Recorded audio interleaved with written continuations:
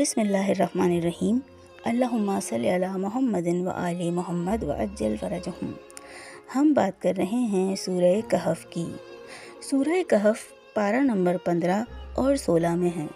رکوع اس میں 12، کل آیات 110 ہیں، کلمات اس میں 1577، حروف اس میں 6360 ہیں۔ آیت نمبر 23 کا ترجمہ یہ ہے کہ اور آپ کسی کام کے بارے میں ہرگز یہ نہ کہیں کہ میں اسے کل کروں گا۔ اصل فعل و عمل کی نسبت بندے کی طرف بھی ہو سکتی ہے، اس میں کوئی کلام نہیں ہے۔ چنانچہ قرآن نے متعدد مقامات پر اعمال کو انسانوں کی طرف نسبت دی ہے۔ یہاں بات استقلال کی ہو رہی ہے کہ کسی عمل کو بطور استقلال اپنی طرف نسبت نہ دو۔ اس کائنات میں اذن و مشیت الہی کے بغیر کوئی پتا تک نہیں ہل سکتا۔ البتہ یہ بات ذہن نشین رہے کہ اذن و مشیت الہی امور تکوینی سے متعلق ہیں، امور تشریعی سے نہیں۔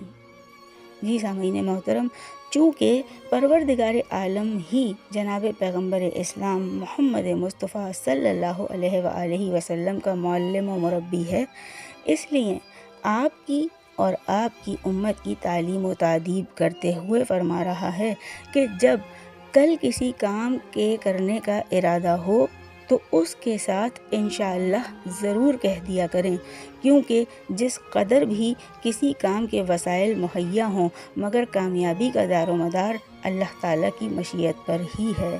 اگر وہ نہ چاہے تو کچھ بھی نہیں ہو سکتا۔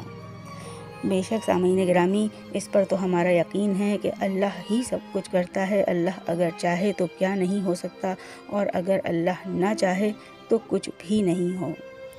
جی سامعین گرامی، یہ تھا سورہ کہف کی آیت نمبر 23 کا ترجمہ۔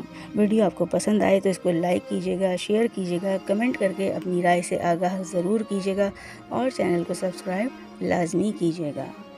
پھر بہت جلد آپ سے ملاقات ہوگی سورہ کہف کی مزید دوسری آیات کے ساتھ۔